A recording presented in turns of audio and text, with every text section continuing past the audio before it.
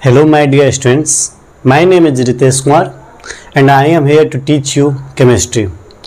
This is my beautiful channel Alpha Physics Classes. Here you will get all the subject related topics from physics, chemistry and biology from class 9, 10th to 11th and 12th.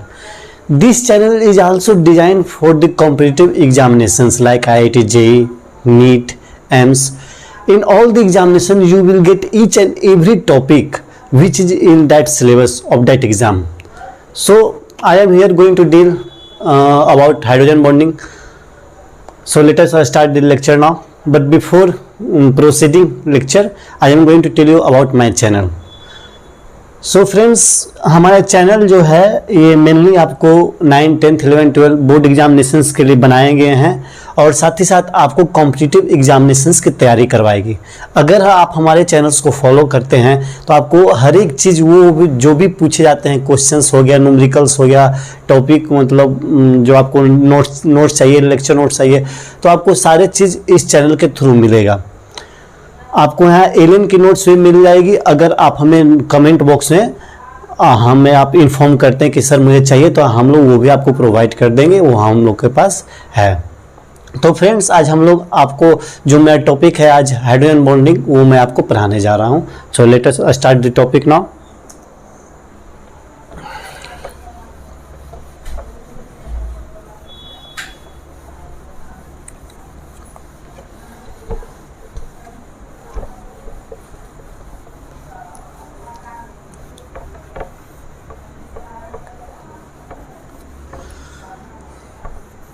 Students, आगे बढ़ने से पहले मैं इस chapter का आपको review देना चाहता हूं कि हम लोग इस चैप्टर में ओवरव्यू देना चाहता हूं कि इस चैप्टर में हम लोग आगे क्या क्या पढ़ेंगे। तो सबसे पहले हम लोग इसमें हाइड्रोजन बॉन्डिंग के बारे में इंट्रोडक्शन पढ़ेंगे। हाइड्रोजन बॉन्डिंग क्या होता है, कैसे होता है, किसमें पाया जाता है, नहीं पाया जाता है, उसके बाद इसका क्या इफेक्ट्स होते हैं, क्या कंडीशंस होता है हाइड्रोजन बॉन्डिंग के, कितने टाइप्स होते हैं, कहाँ पे हम लोग हाइड्रोजन बॉन्डिंग अप्लाई कर सकते हैं और कहाँ पे नहीं कर सकते हैं, सारे चीज़ इस चैप्टर में हम लोग पढ़ने जा रहे हैं। तो आप लोगों ने अभी तक 9 क्लासेस पढ़ी होगी, 10th पढ़ी होगी या 11th पढ़ने वाले होंगे, तो आपने बहुत सारा बॉन्डिंग अभी तक पढ़ चुका होगा, जैसे कि chemical bonding, ionic bonding, covalent bond, ये सभी बॉन्ड आपने अभी तक पढ़ा होगा या फिर इसके बारे में नाम सुना होगा। ठीक उसी तरह एक हाइड्रोजन बॉन्ड भी होता है। हाइड्रोजन बॉन्ड ना ही कोवैलेंट के बॉन्ड के एनर्जी से ज़्यादा होता है, ये अल्टीमेटली हम लोग कह सकते हैं जो इसका बॉन्ड एनर्जी का वैल्यू होता है वो कोवैलेंट बॉन्ड से कम होता है, आयनिक बॉन्ड से कम होता है। लेकिन आपने वंडर वर्ल्ड फोर्सेस भी पढ़ा है, लंदन फोर्सेस, तो इससे ज़्यादा होता है। यानी कि जो हाइड्रोजन बॉन्डिंग का जो बॉन्ड एनर्जी होता है उसका वैल्यू जो होता है वो वेरी करता है। पहला आपका आ गया wonder world forces. Wonder world forces से ज़्यादा होता है किसका, हाइड्रोजन बॉन्डिंग का। मतलब कि हाइड्रोजन बॉन्डिंग का जो बॉन्ड एनर्जी होगा वो इससे ज़्यादा होगा, थोड़ा ज़्यादा होगा। और इससे ज़्यादा होता है केमिकल बॉन्डिंग का। केमिकल बॉन्डिंग में भी 2 प्रकार का होता है। कौन से इसके टाइप्स होते हैं, एक आयनिक और एक कोवैलेंट। अगर आप नंबर में इससे चाहते हैं कि वैल्यू नहीं, आप हमें नंबर में बताओ कि इसका वैल्यू क्या होगा, तो ये इसका बॉन्ड एनर्जी होता है वो 42 किलो जूल से पर मोल से ज़्यादा होता है, far greater than 42 kilo joule. इसका जो एनर्जी होता है वंडर वर्ल्ड फोर्सेस का, इसका लेस देन 8 जूल होता है, लेस देन 8 किलो जूल। और हाइड्रोजन बॉन्डिंग का जो बॉन्ड एनर्जी होता है वो वैरी करता है 8 किलो जूल से 42 किलो जूल के बीच में।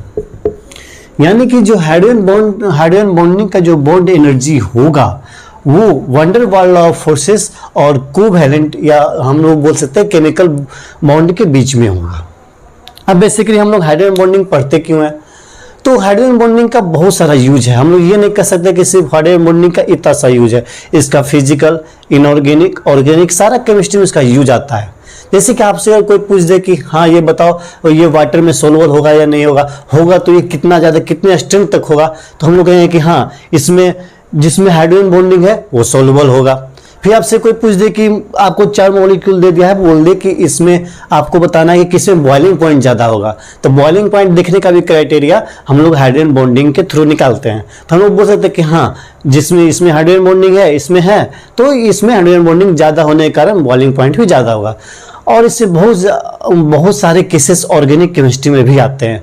अगर आप ऑर्गेनिक केमिस्ट्री के सारे क्वेश्चन से डील कर रहे हैं तो हर एक चौथे से 5वें क्वेश्चन में जो आता है तो उसमें आप क्वेश्चन में फंसते हैं। तो जब आपको बाद में टीचर लोग उसका रीजन बताते हैं कि हाँ इस कारण से इसका आंसर ये आएगा, तो उसका मोस्ट ऑफ द केस में रीजन होता है हाइड्रोजन बॉन्डिंग। यानी कि हाइड्रोजन बॉन्डिंग का यूज बहुत ज़्यादा होता है हर एक केसेस में, चाहे वो फिजिकल हो, ऑर्गेनिक हो या इनऑर्गेनिक हो।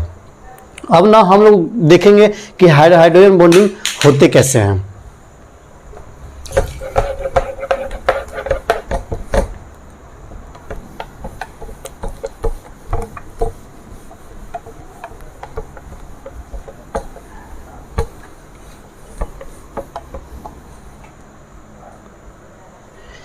ये मान लो एक कोई भी एलिमेंट है या कंपाउंड है, कंपाउंड नहीं सॉरी, एक एलिमेंट है ए, ठीक है। ए ने बॉन्ड बनाया हाइड्रोजन के साथ, किसके साथ? हाइड्रोजन के साथ।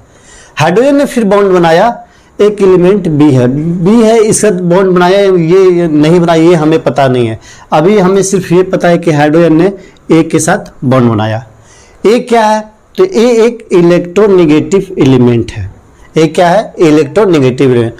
Most of the case hydrogen bonding case में ये जो ए रहता है इलेक्ट्रोनेगेटिव एलिमेंट, ये मेनली फ्लोरीन, ऑक्सीजन और नाइट्रोजन होता है। इन तीनों के अलावा बहुत कम ही केसेस में, या फिर आप ऑर्गेनिक केमिस्ट्री में जाइएगा तो आपको वहां पे कार्बन या क्लोरीन देखने को मिल सकते हैं कुछ केसेस में, लेकिन मोस्ट ऑफ द केस में आपको फ्लोरीन, ऑक्सीजन और नाइट्रोजन ही मिलेगा।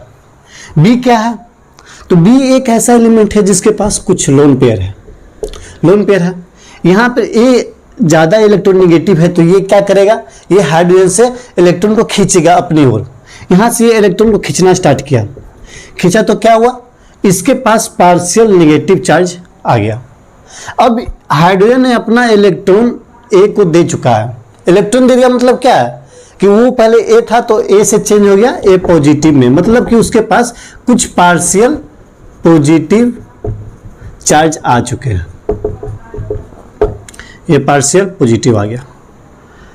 अब क्या करेगा? हाइड्रोजन को पार्शियल पॉजिटिव चार्ज आ चुका है, लेकिन वो चाहेगा हमेशा न्यूट्रल स्टेट में रहना। तो न्यूट्रल स्टेट में रहने के लिए वो क्या करेगा? वो बी से मांगेगा इलेक्ट्रॉन कि भाई तू मुझे इलेक्ट्रॉन कुछ शेयर कर दे। बी बोलेगा ठीक है, मेरे पास तो लोन पेयर है, खाली है, तो मैं शेयर कर देता हूं। तो बी जो रहेगा अपना इलेक्ट्रॉन हाइड्रोजन से शेयर करना स्टार्ट करेगा। तो इसने हाइड्रोजन से शेयर किया। ये शेयरिंग, ये हम लोग नहीं बोल सकते कि बहुत ज्यादा इसने किया। ये शेयरिंग हल्का सा थोड़ा सा होता है, मतलब स्मॉल अमाउंट में होता है। ना ही इसका ज्यादा उतना ज्यादा एनर्जी होता है जितना कि ज्यादा आपका कोवैलेंट बॉन्ड का होता है, उससे कम होता है। या मतलब कि हम लोग बोल सकते हैं कि उससे बहुत ही कम एनर्जी होता है ना। तो ये जो बॉन्ड बना शेयरिंग ऑफ किसके द्वारा? बी के द्वारा जो शेयरिंग ऑफ बना, एच को जो इलेक्ट्रॉन मिला, हल्का सा शेयरिंग हुआ, तो उसे हम लोग बोलेंगे हाइड्रोजन बॉन्ड। क्या बोलेंगे? Hydrogen bond. ये जो बॉन्ड है जो कि इलेक्ट्रोनेगेटिविटी कैरेक्टर था इसके पास, इसने इलेक्ट्रॉन को खींचना स्टार्ट किया, तो ये बनता है आपका कोवैलेंट बॉन्ड। कौन सा बनता है? Covalent bond. तो ये आपका नेमिंग हो गया। हम लोग इसको डिनोट कर सकते हैं एक्स से, इसको डिनोट करते हैं वाई से। तो अगर आपसे कोई पूछे कि सर आप हमें बताओ किसका बॉन्ड एनर्जी ज्यादा होगा, तो ऑब्वियस है कि ये कोवैलेंट बॉन्ड है, तो कोवैलेंट बॉन्ड का एनर्जी ज्यादा होता है। यानी कि bond energy of X is always greater than bond energy of Y. ये पूरे यूनिवर्स में हमेशा ट्रू है, इससे कोई काट नहीं सकता। कोवैलेंट बॉन्ड का एनर्जी या केमिकल बॉन्ड का, कोवैलेंट बॉन्ड सिर्फ कोवैलेंट है, यानी कि केमिकल बॉन्ड में कहना चाह रहा हूं जिसमें आपको कोवैलेंट बॉन्ड भी हो और आयनिक बॉन्ड भी हो, तो ये दोनों बॉन्ड का एनर्जी हमेशा हाइड्रोजन बॉन्ड से ग्रेटर होगा। अब हम लोग क्या बोल सकते हैं कि सर ठीक है ग्रेटर तो होगा, लेकिन क्या कुछ केसेस में ये दोनों इक्वल आ सकते हैं? यानी कि बॉन्ड एनर्जी ऑफ एक्स क्या बॉन्ड एनर्जी ऑफ वाई से इक्वल हो सकता है? तो हम लोग बोलेंगे यस, एक केस ऐसा है जिसमें इक्वल होता है, वो केस कौन सा है? तो वो केस है HF2 माइनस। HF2 माइनस में क्यों है? क्योंकि यहां देखिए इसका हाइड्रोजन बॉन्डिंग बनने का क्राइटेरिया क्या था कि हमें एक इलेक्ट्रोनेगेटिव एलिमेंट चाहिए। तो इलेक्ट्रोनेगेटिव एलिमेंट सारा तो नहीं मांग रहा था, वो तो सिर्फ 3 उसको रिक्वायरमेंट को फुलफिल करने के लिए चाहिए। वो कौन सा चाहिए? Fluorine, oxygen, nitrogen. तो यहाँ पे आपको फ्लोरीन दिख रहा है, तो उसके बाद मैंने आपको क्या बताया कि हाइड्रोजन बॉन्ड वहां बनता है जहां पर आपका कोई कंपाउंड ए है, फिर यहाँ पर हाइड्रोजन रहेगा, फिर वहां पे शेयरिंग करके बी बन जाएगा। इसको आप बाय हार्ट कर लो, AHB। ये रूल होता है, क्या होता है? AHB, यानी कि कोई एक ए एलिमेंट है वो इलेक्ट्रोनेगेटिव है। इलेक्ट्रोनेगेटिव कौन सा हो सकता है? या तो फ्लोरीन, या तो ऑक्सीजन, या फिर नाइट्रोजन। तो ए है, H है और B है। B क्या था? अपना लोन पेयर को शेयर किया था हाइड्रोजन को। तो ये जहां भी बनेगा तो वहां पे क्या होगा? हाइड्रोजन बॉन्डिंग बन जाएगा। तो आपको मैं यहाँ केस बता रहा था HF2 माइनस का। तो यहाँ पे देखिए क्या होता है, यहाँ पे H है, यहाँ फ्लोरीन है और यहाँ फ्लोरीन है, ये माइनस है। इसने शेयर किया, इसने शेयर किया, दोनों तरफ साइड फ्लोरीन है, इधर ही फ्लोरीन, इधर ही फ्लोरीन, यानी कि दोनों का बॉन्ड एनर्जी इक्वल आ जाता है, दोनों का बॉन्ड एनर्जी इक्वल आता है। तो हम लोग यहाँ कह सकते हैं कि हाँ HF2 माइनस जब मॉलिक्यूल होगा तो इसमें क्या होता है? Bond energy of X equal to bond energy of Y। हम लोग यहाँ पे कह सकते हैं कि ये एक ऐसा केस है जहां पे कोवैलेंट बॉन्ड का एनर्जी और हाइड्रोजन बॉन्ड का एनर्जी दोनों सेम होता है। सो फ्रेंड्स, हम लोग अब आगे बढ़ते हैं, देखते हैं क्या क्या इसमें पढ़ सकते हैं।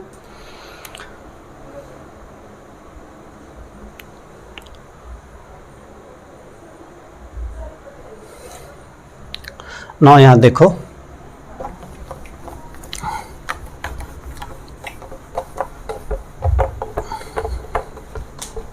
अब हम लोग हाइड्रोजन बॉन्डिंग में उसके कंडीशंस के बारे में बात करेंगे कि कहाँ पे हाइड्रोजन बॉन्डिंग हो सकता है या कहाँ पे हाइड्रोजन बॉन्डिंग नहीं होगा। तो कंडीशन यहाँ पे हमारे मेनली क्लासेस में 2 कंडीशंस बताए गए हैं, कंडीशन 1 एंड कंडीशन 2। तो वो मेनली कंडीशन यहाँ पे क्या है, मैं वो आपको डिफाइन करने वाला हूँ। तो कंडीशन ऑफ किसका? Hydrogen bonding.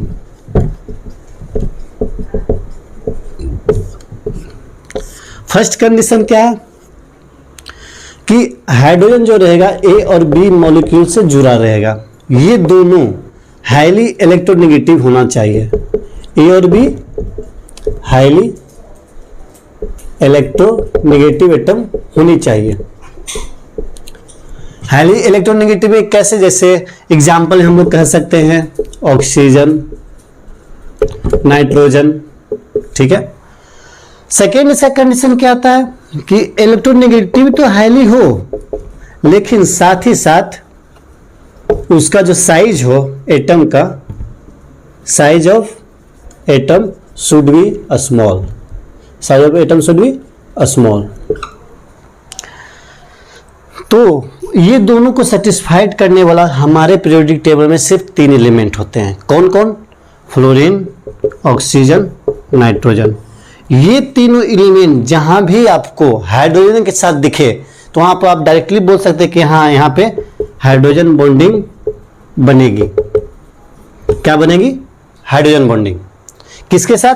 Fluorine, oxygen and nitrogen.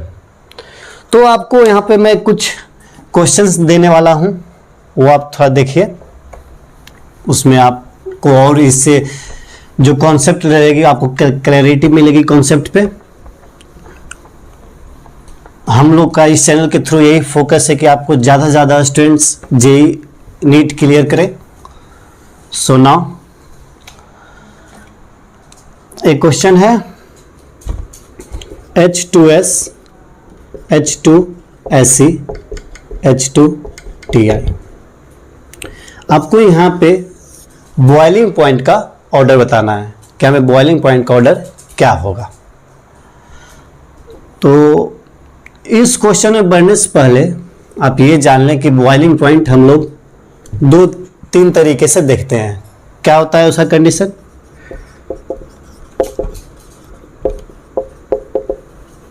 Boiling points depends on molecular weight. Boiling point depends on molecular weight and strength of hydrogen bonding. ये इसके डायरेक्टली प्रोपोर्शनल होता है. अगर किसी केस में मॉलिक्यूलर वेट भी देखा जाए, स्ट्रेंथ ऑफ हाइड्रोजन बॉन्डिंग भी देखा जाए, तो आप प्रायोरिटी किसको देंगे? यहाँ पे मेनली ये क्वेश्चन आता है. जैसे कि इस क्वेश्चन में आप देख सकते हैं कि H2S है, H2SE है, H2Ti है और यहाँ पे मैंने दे दिया H2O. तो क्या है कि H2O, यहाँ पे आप देखिए कि जो आपको मैंने कंडीशन बताया था, फ्लोरीन, ऑक्सीजन एंड नाइट्रोजन, ये तीनों को कंडीशन सेटिस्फाइड होना चाहिए हाइड्रोजन बॉन्डिंग शो करने के लिए. तो क्या इसमें कोई कंपाउंड है जिसमें ये कंडीशन सेटिस्फाइड हो रहा है? तो हाँ है. वो कौन सा है? H2O. इसने हाइड्रोजन बॉन्डिंग की कंडीशन को सेटिस्फाइड किया. लेकिन H2S, H2SE, H2Ti में कोई भी हाइड्रोजन बॉन्डिंग की कंडीशन को सेटिस्फाइड नहीं कर रहा है. तो हम लोग क्या बोलेंगे कि इसमें जो प्रायोरिटी मोड होता है, प्रायोरिटी बेसिस जो होता है, वो होता है सबसे पहले हाइड्रोजन बॉन्डिंग को आप देखें. अगर वो शो कर रहा है तो ठीक है, नहीं कर रहा है तो फिर आप मॉलिक्यूलर वेट को देखें. लेकिन ज़्यादा वेटेज आपको हाइड्रोजन बॉन्डिंग को ही मिलते हैं. इसी के थ्रू आपको जो भी क्वेश्चंस आएंगे बॉइलिंग पॉइंट ऑर्डर को, तो आप इसके थ्रू देख करके कर सकते हैं. जैसे कि यहाँ पे आप देखिए H2O के पास बॉइलिंग क्या बोलता है, हाइड्रोजन बॉन्डिंग था, लेकिन इन सभी के पास हाइड्रोजन बॉन्डिंग नहीं है. तो हम लोग क्या करेंगे, इसको देंगे प्रायोरिटी ऑर्डर में नंबर 1. देन इस केस में जहां पे आपको हाइड्रोजन बॉन्डिंग नहीं दिख रहा है किसी भी कंपाउंड में, तो वहां पे हम लोग क्या करेंगे, उसका मॉलिक्यूलर वेट को देखेंगे. मॉलिक्यूलर वेट को कैसे देखेंगे? तो आप यहाँ पे देखिए सब में H2 सेम है, सब में H2 सेम है. तो हम लोग क्या करेंगे, इसके ग्रुप को देख रहे हैं, ये कौन सा ग्रुप से है? ऑक्सीजन फैमिली से है. Oxygen, sulphur, selenium, tellurium. तो यहाँ पे क्या है, जैसे से आप ग्रुप में नीचे डाउन जा रहे हैं, मॉलिक्यूलर वेट सबका बढ़ते जा रहा है. मॉलिक्यूलर वेट बढ़ने के कारण इसका बॉइलिंग पॉइंट भी इंक्रीज होता है. Down the group boiling point will be increased. Why? Because here I have given you the condition that boiling point depends on molecular weight and also the strength of hydrogen bonding. But hydrogen bonding has more priority than the molecular weight. So number 1 order will be given to H2O, then this, then this, and then this. So now you should have cleared these questions. So now I am moving next.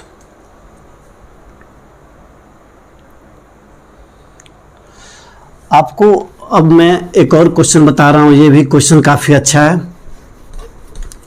जो क्या concept को छोटा सा, इसमें एक और concept है जो कि आप इस क्वेश्चन को ही थ्रू आपको पता चलने वाला है. सो इसे थोड़ा ध्यान से देखें.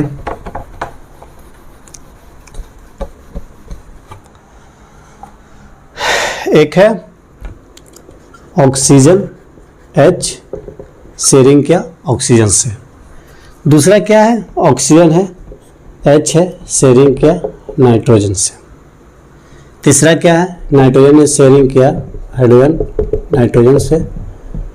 और दिस इज इनफ. नाउ अब इसमें आपको क्या करना है, क्या आपको बताना है सबसे ज़्यादा हाइड्रोजन बॉन्डिंग किस में ज़्यादा स्टेबल होगा. ये कौन सा है, A है, ये B है और ये C है. तो किसमें से हाइड्रोजन बॉन्डिंग सबसे ज़्यादा स्टेबल होगा इन तीनों कंपाउंड में, वो आपको देखनी है. तो हाइड्रोजन बॉन्डिंग एक क्राइटेरिया क्या था कि इलेक्ट्रोनेगेटिव एलिमेंट दोनों साइड्स होनी चाहिए. आप यहाँ पे ऑप्शन डी भी ये भी लिख सकते हो कि N है, H है और O है. कुछ और भी दे दिया मैंने.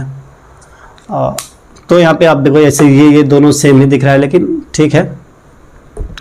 तो यहाँ पे क्या है कि आप देखो कि इसका कंडीशन क्या था कि both side electronegative element should be there. तो आप यहाँ चारों केसेस में देखो तो चारों केसेस में इलेक्ट्रोनेगेटिव एलिमेंट सबके पास है.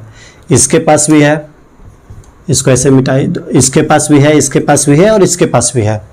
नाउ सेकेंड क्या था कि हाईली इलेक्ट्रोनेगेटिव होना चाहिए। तो आप अगर इस क्वेश्चन को देखोगे तो आप बोलोगे कि सर ये दोनों तो होगा ही नहीं। क्यों नहीं होगा? क्योंकि ऑक्सीजन का इलेक्ट्रोनेगेटिविटी नाइट्रोजन से ज़्यादा होता है। आप ऐसे अगर वैल्यू चाहते हो तो आपको मैं बता सकता हूँ। फ्लोरीन ये क्या है? ऑक्सीजन, फिर नाइट्रोजन। फ्लोरीन का होता है 4, ऑक्सीजन का होता है 3.5, नाइट्रोजन का 3। ये होता है इलेक्ट्रोनेगेटिविटी वैल्यू। तो आप इससे भी देख सकते हो कि किसका ज़्यादा है। तो यहाँ पे किसका ज़्यादा है, नाइट्रोजन या ऑक्सीजन? तो यहाँ पर आपको देखने के बाद पता चल जाएगा कि यहाँ पर ऑक्सीजन का ज़्यादा है। तो ये तो क्लियर हो गया कि ऑप्शन बी और ऑप्शन डी नहीं होगा। अब हमें क्या देखना है? Option A and option C.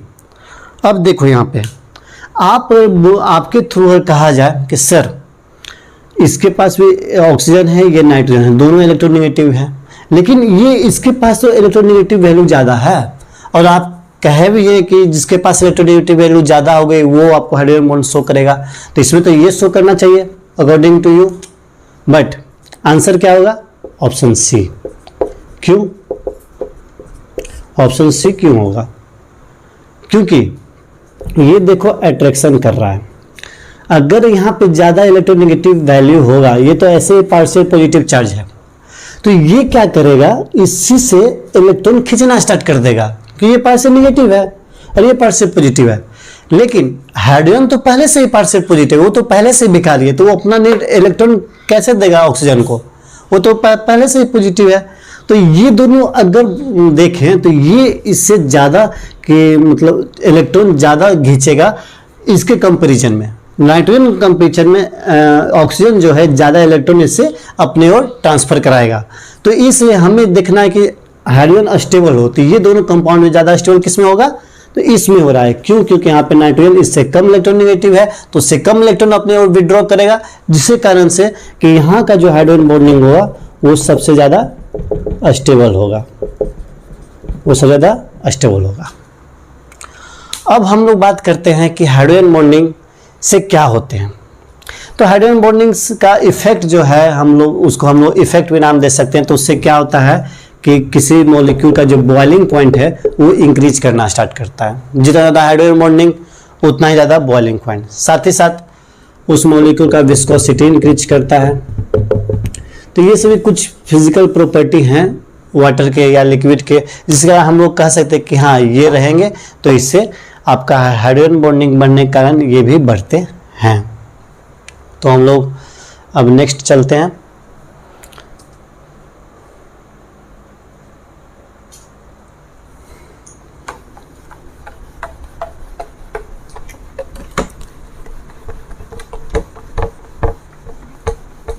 Next में हम लोग अब पढ़ेंगे types of hydrogen bonding. Hydrogen bonding कितने, लेकिन उससे पहले हम लोग ये जान ले कि हाइड्रोजन बॉन्डिंग किस किस में शो करता है। जैसे कि एग्जांपल्स हम लोग को देखने चाहिए। एग्जांपल्स में हमने पहले ही आपको बताया कि जिसमें फ्लोरीन, ऑक्सीजन, नाइट्रोजन रहेगा वही हाइड्रोजन बॉन्डिंग शो करेगा।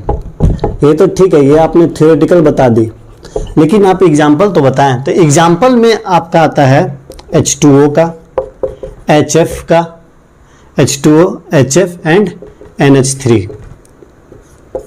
इसका स्ट्रक्चर ऐसे होता है, जैसे देखिए यहाँ H है, यहाँ O है, यहाँ H है, यहाँ H है, यहाँ O है, यहाँ H है। ये इसके साथ शेयर किया, यहाँ भी शेयर करेगा, फिर यहाँ पे H है, O है, H है। ये ऐसी शेयरिंग ऑफ हाइड्रोजन बॉन्डिंग चलते रहता है। ये किसका स्ट्रक्चर है? H2O का। सिमिलरली HF का भी स्ट्रक्चर एज लाइक दैट है। ये H है, यहाँ F है, बॉन्डिंग किया, H है, F है, बॉन्डिंग किया, ये बॉन्डिंग करता रहता है। सिमिलरली NH3 का भी स्ट्रक्चर उसी तरह से है। यहाँ H, यहाँ H, यहाँ H, यहाँ N, यहाँ H, यहाँ H, फिर यहाँ पे H, फिर यहाँ पे N, फिर यहाँ पे H, फिर यहाँ पे ऐसे हाइड्रोजन बॉन्डिंग करते रहते। तो ये आप इस सारे स्ट्रक्चर को आप नोट डाउन कर सकते हो। ये वाटर का स्ट्रक्चर है, ये HF का स्ट्रक्चर है और ये NH3 का स्ट्रक्चर है। तो ये सब कुछ मॉलिक्यूल्स हैं जिसमें कि हाइड्रोजन बॉन्डिंग शो किया जाता है। अब बात यही खत्म नहीं होती, सिर्फ यही 3 मॉलिक्यूल नहीं है, जहाँ पे हाइड्रोजन बॉन्डिंग शो किया जाता है। बहुत सारे मॉलिक्यूल हैं जहाँ पे हाइड्रोजन बॉन्डिंग शो किया जाता है, जैसे कि ऑर्गेनिक केमिस्ट्री में बहुत सारे हैं, इनऑर्गेनिक केमिस्ट्री में बहुत सारे हैं। तो इन सभी चीज़ों में हाइड्रोजन बॉन्डिंग शो किया जाता है। जैसे जैसे चैप्टर आगे बढ़ेगा मैं आपको कंपाउंड बता जाऊँगा कि हाँ किस में हाइड्रोजन बॉन्डिंग शो कर रहा है, किस में नहीं कर रहा है, या फिर कितना कर रहा है। तो अब आपको नेक्स्ट मैं टाइप्स ऑफ हाइड्रोजन बॉन्डिंग बताने जा रहा हूँ, कौन कौन से टाइप्स होते हैं। मेनली तो हाइड्रोजन बॉन्डिंग का 2 टाइप्स होता है, एक intra hydrogen bonding and inter hydrogen bonding.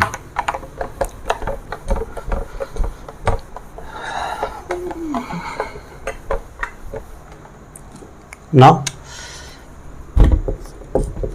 Types of hydrogen bonding.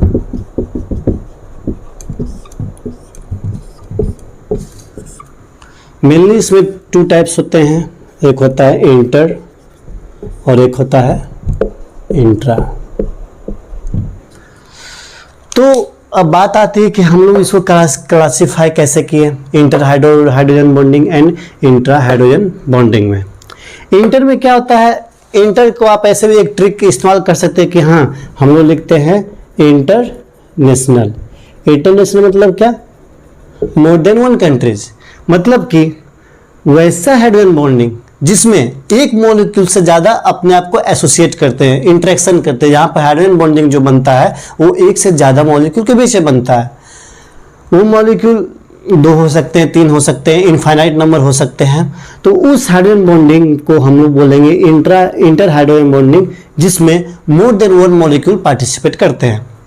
Second क्या है, इंट्रा मॉलिक्यूलर हाइड्रोजन बॉन्डिंग क्या होता है, जिसमें से सेम मॉलिक्यूल के बीच में ही हाइड्रोजन बॉन्डिंग हो। मतलब एक मॉलिक्यूल आपको हमने दे दिया, उसी मॉलिक्यूल के बीच में हाइड्रोजन बॉन्डिंग शो होता है।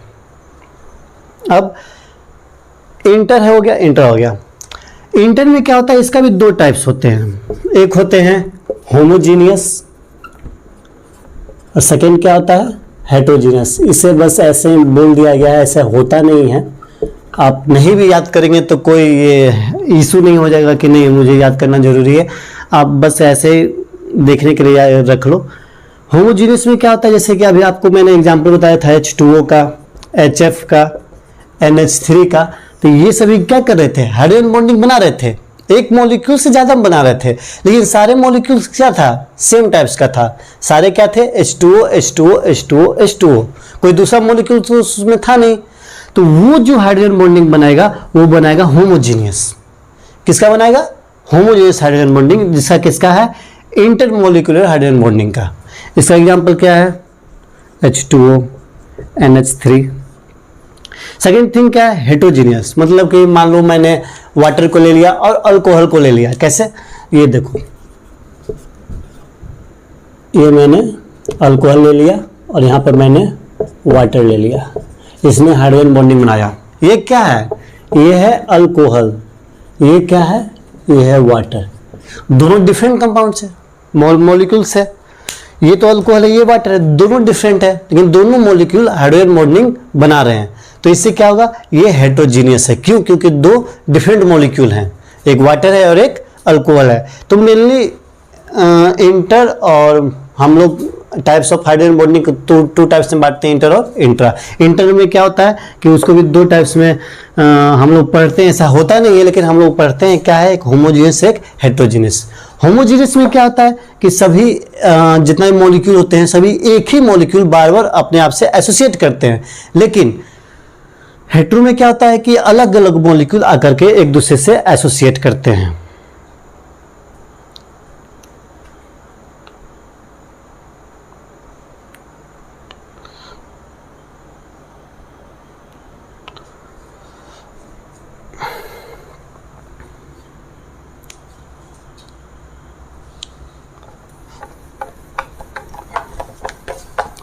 अब यहाँ पे एक और क्वेश्चन सा है जो कि आप लोगों को देखना चाहिए।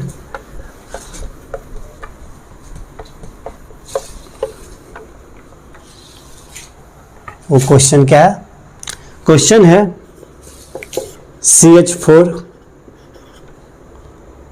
सिलिकॉन H4, जर्मेनियम H4, ये 3 कंपाउंड है, या 3 भी ले सकते हैं आप। अब इसमें आपको देखना है कि किसमें बॉइलिंग पॉइंट का ऑर्डर क्या होगा, किसका बॉइलिंग पॉइंट का ऑर्डर क्या होगा। सो आप यहाँ देखिए, देखने से आपको ये पता चलेगा कि ये चारों कंपाउंड में कहीं भी हाइड्रोजन बॉन्डिंग शो नहीं हो रहा है। क्यों नहीं शो हो रहा है? क्योंकि चारों कंपाउंड में कोई भी हाईली इलेक्ट्रोनेगेटिव एलिमेंट नहीं है, ना ही कार्बन है, ना ही सिलिकॉन है, ना ही जर्मेनियम है, ना ही टिन है। तो आपको ये याद होगा कि अगर कहीं पे हाइड्रोजन बॉन्डिंग प्रेजेंट नहीं है तो हम लोग बॉइलिंग पॉइंट का किस क्राइटेरिया से देखते हैं, उसको हम लोग देखते हैं मॉलिक्यूलर वेट के थ्रू। तो हम लोग इस कंपाउंड में क्या देखेंगे कि किसके पास जितना ज़्यादा मॉलिक्यूलर वेट होगा उतना ही ज़्यादा वो बॉइलिंग पॉइंट शो करेगा। तो इसमें से सबसे ज़्यादा मॉलिक्यूलर वेट किसका है? टिन का, फिर किसका है? जर्मेनियम, फिर किसका है? सिलिकॉन, फिर किसका है? कार्बन। तो यानी कि जो इसका बॉइलिंग पॉइंट का जो ऑर्डर आएगा वो इस तरह से आएगा, सिलिकॉन, जर्मेनियम, ये आ गया, यानी कि 1 से ग्रेटर देन 2, 2 से ग्रेटर देन 3, 3 से ग्रेटर देन 4। अब कुछ कंपाउंड है जहाँ पे आपको ये बताया जा रहा है कि हाइड्रोजन बॉन्डिंग कैसे शो करता है 2 डिफरेंट मॉलिक्यूल में, या फिर कार्बन क्लोरीन के बीच में, या मेनली आप कार्बन ही बोल सकते हो। तो आपका एक कंपाउंड है, ये इसको आप ऐसे लिख सकते हो, hydrogen bonding due to carbon. पहला कौन सा है? पहला कंपाउंड हमने ले लिया CCl3, जिसको कि हम लोग क्या बोलते हैं? CCl3 क्या बोलते हैं? क्लोरोफॉर्म। और सेकेंड क्या ले लिया? एसीटोन। एसीटोन का फॉर्मूला CH3CO CH3। तो अब यहाँ पे आप देखो,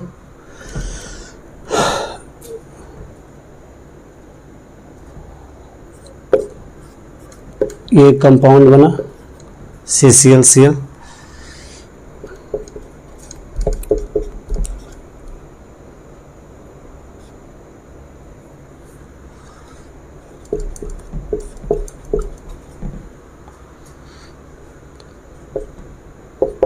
सॉरी यहाँ मिस्टेक हो गया, CHCl3।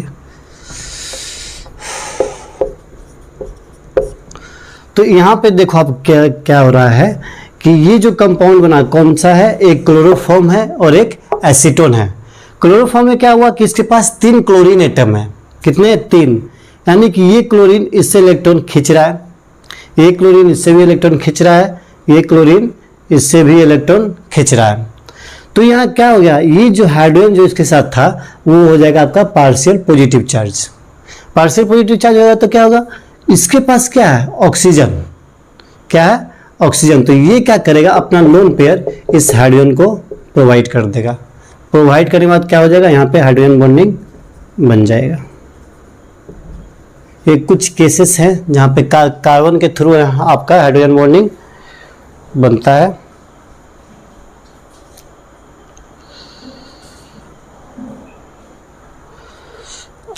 अब कुछ बात करते हैं स्टेबिलिटी क्राइटेरिया पे।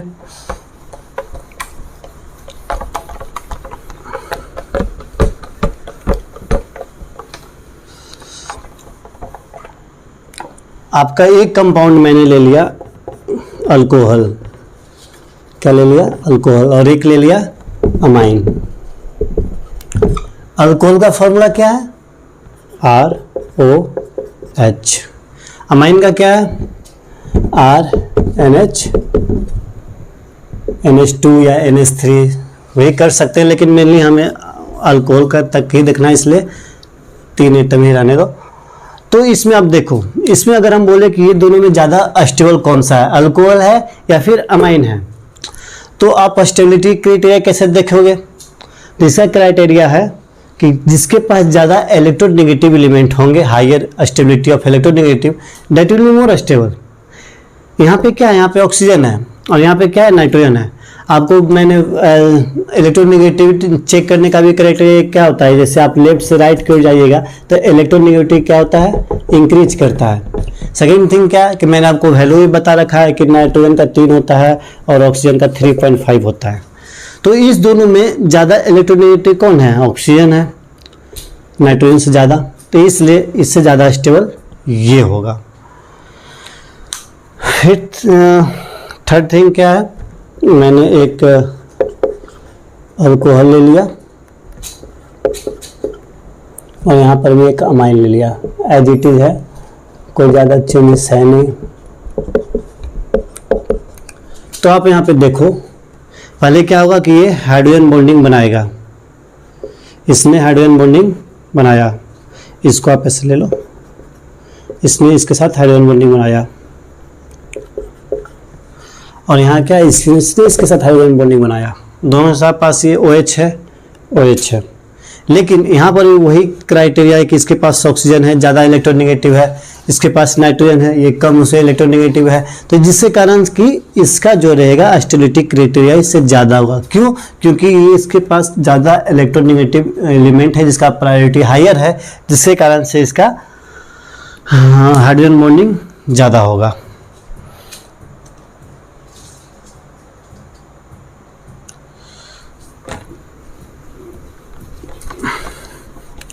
फिर नेक्स्ट क्वेश्चन क्या है, आपका इसे बॉइलिंग पॉइंट देखना है।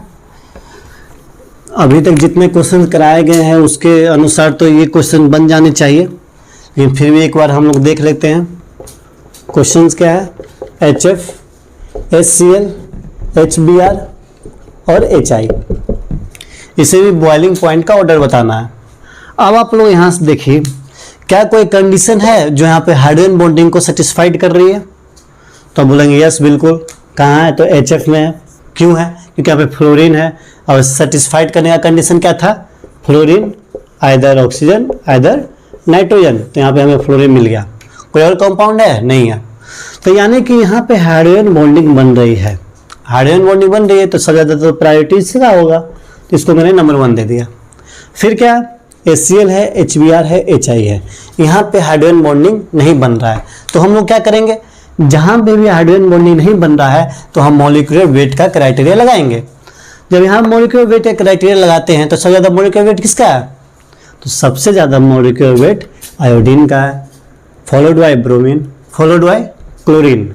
तो सबसे ज़्यादा हाइड्रोजन बॉन्डिंग जो रहेगा वो आपका होगा, मतलब बॉइलिंग पॉइंट हम लोग डायरेक्टली कह सकते हैं किसका होगा, HF का, फिर किसका होगा, HI का, फिर किसका HBr का, फिर किसका HCl का। Hope you all are getting the point which I want to clear you. So इसी तरह एक और क्वेश्चंस क्या है आपको, H2O का जो मैंने पहले ही किया था, H2O, H2S, H2SE और H2O-T, इसमें भी आपको वही बॉइलिंग पॉइंट का क्राइटेरिया देखना है। तो इसमें क्या करना है कि ये, हाँ, ये वाला मॉलिक्यूल जो H2O है वो हाइड्रोजन बॉन्डिंग शो कर रहा है, उसके अलावा कोई मॉलिक्यूल है वो हाइड्रोजन बॉन्डिंग आपका शो नहीं कर रहा है। नहीं करने के कारण क्या है कि आप हम लोग मॉलिक्यूलर वेट देखेंगे तो सबसे ज़्यादा इसका, followed by this, followed by this. So first is what, H2O, तो ये आ जाएगा नंबर 1, ये आ जाएगा 2, ये आ जाएगा 3, ये आ जाएगा आपका 4। तो ये सभी कुछ कुछ क्वेश्चंस हैं जो कि आपको हाइड्रोजन बॉन्डिंग में देखने की ज़रूरत है, जो कि आप लोग कह सकते हैं कि हाँ मतलब अब आपको कोई भी क्वेश्चंस आ जाए एग्जाम में, हो नीट का, मेंस का, एडवांस का, बॉइलिंग पॉइंट से रिलेटेड या हाइड्रोजन बॉन्डिंग से रिलेटेड कोई भी क्वेश्चन आएगा तो आपसे डील कर सकते हैं। कैसे, बॉइलिंग पॉइंट का आपको देखेंगे, मैंने 2 क्राइटेरिया ही बताई है, क्या क्या है, तो एक है hydrogen bonding, hydrogen bonding show कर रहा है या नहीं कर रहा है, कर रहा है तो सबसे ज़्यादा प्रायोरिटी उसको मिलेगा, अगर नहीं कर रहा है तो हम लोग क्या देखेंगे, मॉलिक्यूलर वेट। तो ये 2 कंडीशन था बॉइलिंग पॉइंट का। इसके थ्रू बहुत सारे क्वेश्चन जेईई में आज तक पूछे गए हैं, चाहे वो मेंस हो या एडवांस हो, नीट में भी पूछे जाते हैं। और इसमें बच्चे अक्सर गलती करते हैं कि ठीक है ये ज़्यादा इलेक्ट्रोनेगेटिव, इससे कम तो ये फॉलोड बाय दिस। नहीं, इलेक्ट्रोनेगेटिविटी करेक्टर आप इसमें नहीं दे सकते हैं।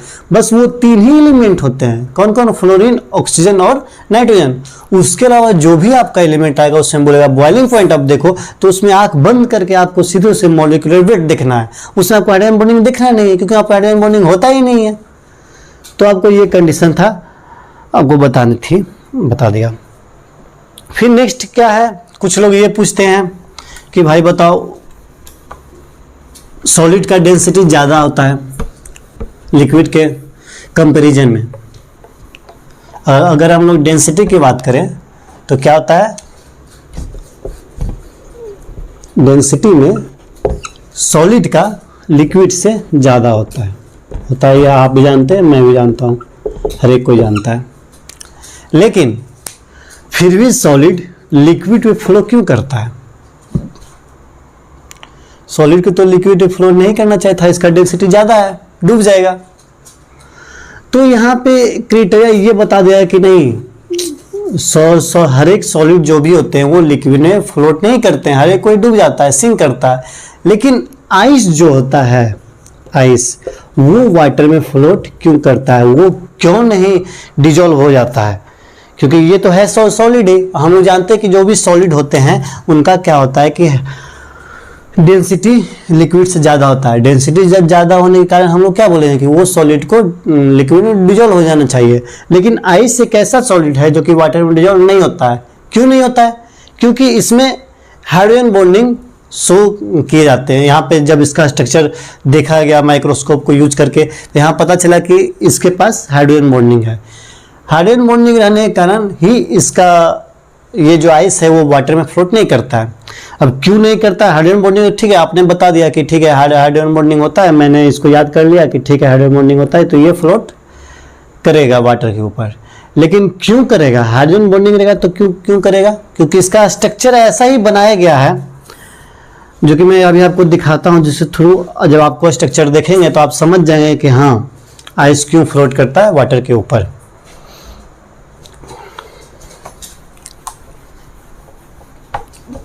तो आइस जो रहता है उसमें जब हाइड्रोजन बॉन्डिंग बनती है तो केज लाइक स्ट्रक्चर बनाता है। कैसा बनाता है? केज लाइक स्ट्रक्चर, मतलब गुफा की तरह। आप यहाँ पे देख सकते हैं ऑक्सीजन है, यहाँ हाइड्रोजन और एक यहाँ hydrogen,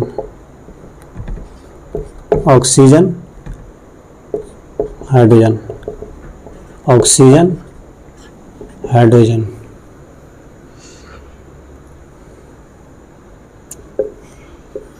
oxygen hydrogen, hydrogen oxygen. तो ये क्या बन गया? ये आपका एक गुफा की तरह बन गया। ये जो स्ट्रक्चर है किस तरह बन गया? गुफा की तरह। इसके बाहर सारे लिक्विड मॉलिक्यूल हैं। ये जो स्ट्रक्चर है इसके बाहर सारे मॉलिक्यूल हैं लिक्विड का, लेकिन इसके बीच में जो है ये खोखला है पूरा। यहाँ पे आप जब देखोगे तो यहाँ पे कुछ है ही नहीं है।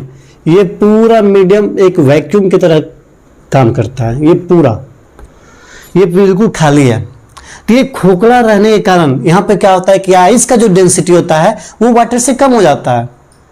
और जब उसका डेंसिटी वाटर से कम हो गया तो ऑब्वियस है कि वो फ्लोट करेगा वाटर पे। तो ऐसा कुछ ये था कि हाँ केज लाइक स्ट्रक्चर है, इसलिए आइस जो है वाटर के ऊपर फ्लोट करता है। लेकिन हम लोग ये बोल सकते हैं कि ठीक है, अगर केज लाइक स्ट्रक्चर था, आइस के फॉर्म में था, तो इसने फ्लोट किया वाटर के ऊपर। लेकिन अगर इसको हम लोग आइस को वाटर में चेंज कर दें तब क्यों नहीं करता है फ्लोट? स्ट्रक्चर तो वही है, बस हमने आइस को वाटर में चेंज कर दिया। तो भाई उस वाटर को भी तो फ्लोट करना चाहिए था। तो ये इसलिए नहीं करता है क्योंकि देखो ये आइस है, सॉलिड है, ठीक है। सॉलिड को आप चेंज करना चाहते हो लिक्विड में, तो आपको क्या करना पड़ेगा? एक्सपेंशन। एक्सपेंशन में क्या होता है? हीटिंग। अगर आप हीट करोगे तो मॉलिक्यूल क्या होता है? एक्सपेंड करना स्टार्ट करता है। तो एक्सपेंड करेगा तो क्या होगा ये जो हाइड्रोजन बॉन्ड है ये तो देखो कोवैलेंट बॉन्ड है, ये तो टूटेगा नहीं क्योंकि कोवैलेंट बॉन्ड हाइड्रोजन बॉन्ड से बहुत ज़्यादा स्ट्रांग होता है, तो ये तो बॉन्ड आपका टूटने वाला नहीं है। बच्चा क्या हाइड्रोजन बॉन्ड, हाइड्रोजन बॉन्ड क्या है, थोड़ा वीक है, इसका हल्का सा फोर्स लगेगा तो ये टूट सकता है। तो हमने क्या किया, यहाँ पे फोर्स किया पे हमने क्या लगाया, यहाँ पे सीधे हीट किया। हीट क्यों किया, क्योंकि मुझे सॉलिड से लिक्विड में चेंज करना था। हीट करने पे क्या होता है, मॉलिक्यूल एक्सपेंड करना स्टार्ट करता है, तो इसने एक्सपेंड किया तो ये बॉन्ड टूटना स्टार्ट हो जाएगा, ठीक है, ये टूटने लगेगा। अब जैसे ही ये बॉन्ड टूटने लगा तो क्या होगा, वो टूट चुका जैसे बॉन्ड, तो वो खोखला था पहले, तो टूटने के बाद वो खोखला थोड़ी होगा, वो तो खोखला खत्म हो चुका है, यानी क्या होगा, यहाँ पे इसका डेंसिटी बढ़ जाएगी, इसका डेंसिटी बढ़ जाएगी। किसके कंपेरिजन में, आइस के कंपेरिजन में। क्यों, क्योंकि आइस में केज लाइक स्ट्रक्चर था, केज लाइक स्ट्रक्चर होने के कारण ये पूरा खोखला था, तो इसका डेंसिटी जो था वो वाटर से कम था। लेकिन जैसे ही इसको हमने वाटर में चेंज किया तो इसका जो डेंसिटी था वो वाटर से ग्रेटर हो गया। जो वाटर मतलब अनदर था, ये तो फेज चेंज किया हुआ वाटर है, तो इसका जो डेंसिटी था इससे ज़्यादा हो गया। ज़्यादा हो गया तो वो फ्लोट नहीं कर पाएगा। तो यही एक रीजन है जिसके कारण कि जो आइस होता है वो वाटर में फ्लोट करता है और उसके अलावा कोई भी सॉलिड फ्लोट नहीं कर पाता है। तो ये सारे हाइड्रोजन बॉन्ड में कुछ कुछ आपने देखा, कुछ क्वेश्चंस देखे, कुछ न्यूमेरिकल भी देखा, स्ट्रक्चर्स वगैरह भी देखे। अब आपको कुछ बताता हूँ।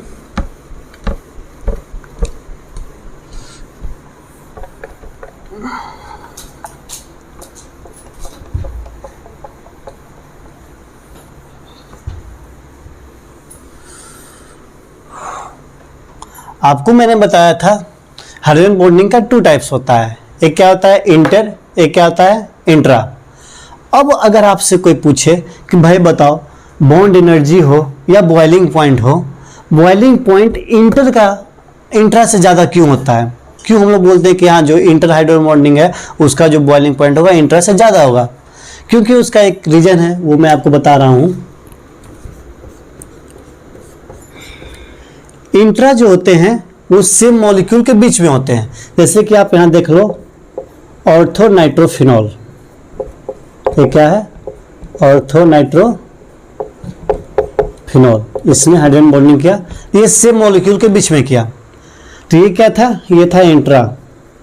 लेकिन इंटर की अगर बात करें तो इंटर में क्या होता है, जैसे मान लो H2O है, H2O ने क्या किया, हाइड्रोजन बॉन्डिंग बनाया। कैसे बनाया, इस तरह से बनाया,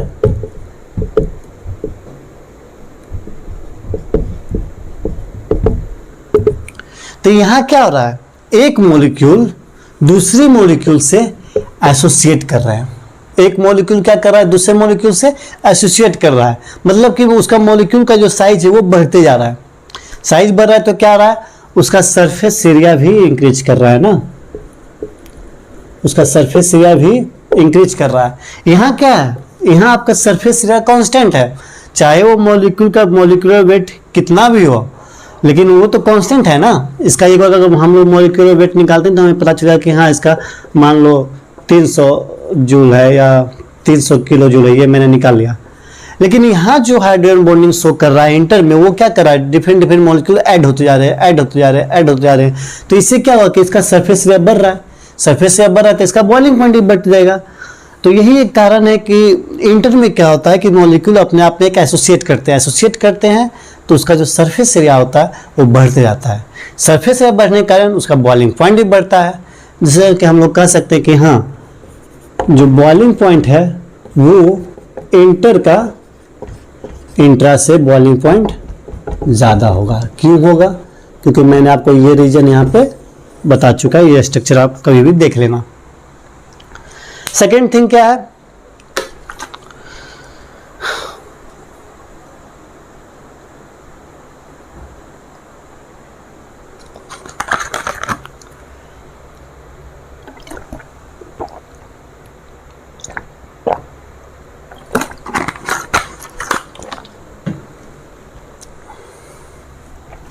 सेकेंड थिंग क्या है कि एक कंपाउंड है ऑर्थोनाइट्रोफिनॉल और एक पैरानाइट्रोफिनॉल।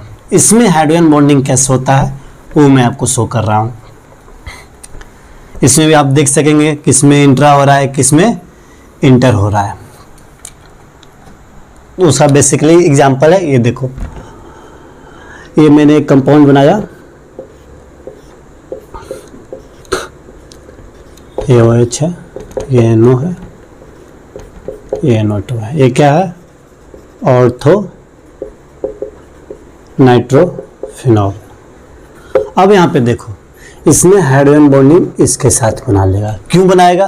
क्योंकि ये ऑक्सीजन पार्शियल नेगेटिव है, हाइड्रोजन पार्शियल पॉजिटिव है, इसको इलेक्ट्रॉन चाहिए, इसके पास लोन पेयर है, तो ये इलेक्ट्रॉन देना चाहेगा और ये इलेक्ट्रॉन एक्सेप्ट करना चाहेगा। तो इसके पास देखो ये डिस्टेंस बहुत ही मिनिमम है, यहाँ पे आसानी से इसको हाइड्रोजन मिल जा रहा है, हाइड्रोजन को भी ऑक्सीजन आसानी से नज़दीक में मिल जा रहा है। तो अगर किसी जो कोई भी ऑब्जेक्ट हो, किसी भी अगर थिंग्स का यूज करना पड़ता है तो अगर हमें बगल में मिल जा रहा है तो हम बाहर क्यों जाएंगे। तो उसी तरह यहाँ भी होता है कि इसके पास अगर इलेक्ट्रॉन पास में मिल जा रहा है तो ये बाहर क्यों जाएगा। तो यहाँ पे क्या होता है कि यहाँ पे इंट्रा बनता है। क्या बनता है? इंट्रा मॉलिक्यूलर हाइड्रोजन बॉन्डिंग बनता है। लेकिन अगर वही मॉलिक्यूल पे हम लोग नाइट्रो जो ग्रुप है इसको हम लोग पोजीशन चेंज कर दे तो आप देखो क्या बनेगा। ये था ऑर्थो नाइट्रोफिनॉल, अब मैं पैरा नाइट्रोफिनॉल पे देख रहा हूं।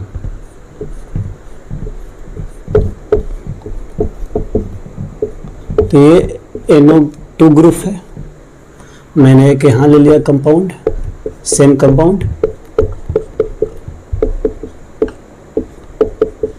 इसने इसके साथ हाइड्रोजन बॉन्डिंग बना लिया। क्यों? क्योंकि यहाँ पे देखो आप कि ये दोनों का जो डिस्टेंस वो मिनिमम है, तो यहाँ से दूर जाना ही नहीं चाहेगा इसको, तो यहीं पे इलेक्ट्रॉन मिल जा रहा है इस हाइड्रोजन को, और इस जो ऑक्सीजन है ये भी अपना लोन पेयर देकर स्टेबल होना चाहेगा, तो इसको तो मिनिमम डिस्टेंस पे मिल ही जा रहा है, तो ये तो कहीं दूर जाएगा नहीं, तो इसलिए यहाँ पे क्या होता है?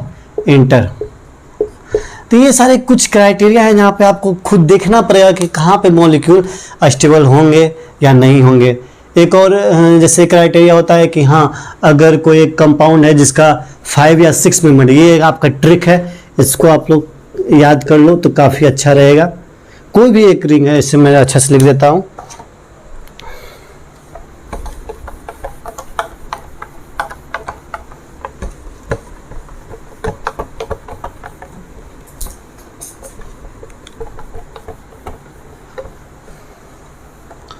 मान लो कोई एक रिंग कंपाउंड है, जो कि अपना रिंग फॉर्मेशन कर शो करता है।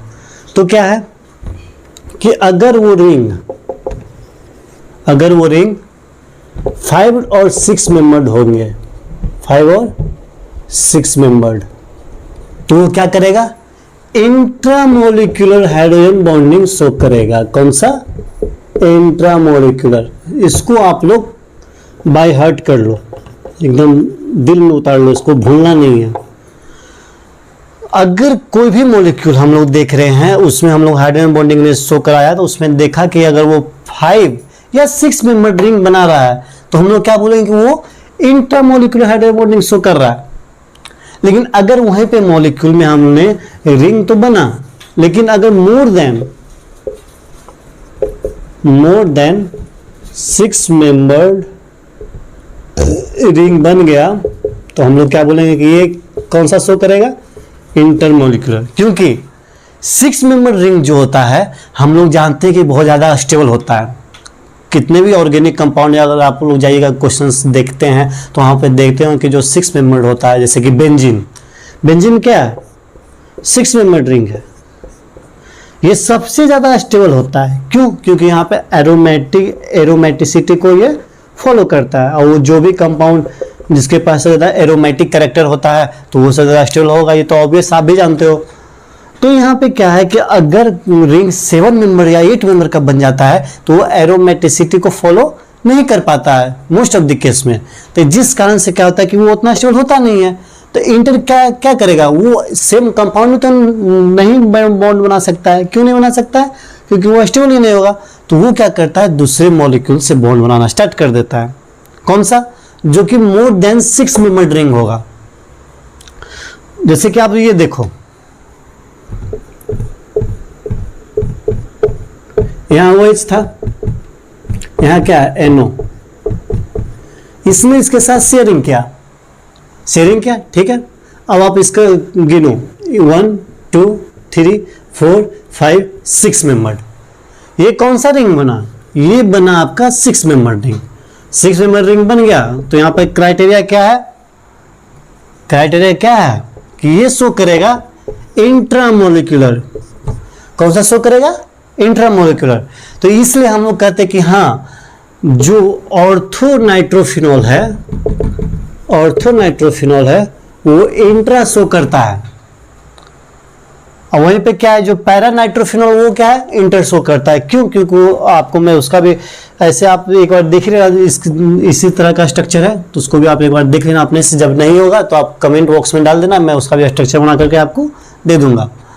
तो यहाँ पे क्या है कि आप आसानी से देख रहे हो कि यहाँ पे जब हाइड्रोजन बॉन्डिंग बना तो ये 6 मेंबर बना लिया, तो ये हो गया इंट्रा। इसी पॉइंट को आप बाय हार्ट कर लो तो आपको मोस्ट ऑफ द क्वेश्चन जो आएंगे जेई में या नीट में कि हाँ बताओ भाई इस मॉलिक्यूल में कौन सा बॉन्ड बनेगा, इंट्रा या इंटर, तो आप आसानी से देख करके देख लेना कि हाँ मैंने बॉन्ड बनाया, बॉन्ड बनाने के बाद कौन सा मेंबर रिंग आया, 6 या 7, 6 तक आया तो हो जाएगा इंटर, क्योंकि 6 मेंबर रिंग सबसे ज़्यादा स्टेबल होता है। स्टेबल होने के कारण वो क्या करेगा कि अपने में ही हाइड्रोजन बॉन्ड बना लेता है, दूसरे पास जाना ही नहीं चाहता है। लेकिन इंट्रा में क्या होता है कि 7 मेंबर रिंग बन जाता है। 7 मेंबर रिंग बनने के कारण वो कम स्टेबल होता है। कम स्टेबल होने के कारण वो दूसरा मॉलिक्यूल में साथ अटैच होना चाहता है। तो इसलिए इंट्रा जो होता है, जो इंटर होता है वो मोर देन 6 मेंबर रिंग बनता है, और जो इंट्रा होता है वो लेस देन या अप टू 6 मेंबर रिंग बनता है। तो ये सारे कॉन्सेप्ट मैंने आपको हाइड्रोजन बॉन्डिंग में सिखाया, और आपको चाहिए तो कमेंट बॉक्स में डाल देना, मैं और भी इसके लेक्चर डाल दूंगा। और हमारे चैनल को सब्सक्राइब एंड लाइक करते रहें ताकि मुझे और वीडियो बनाने के लिए मोटिवेट मिलते रहें। So okay class, thank you.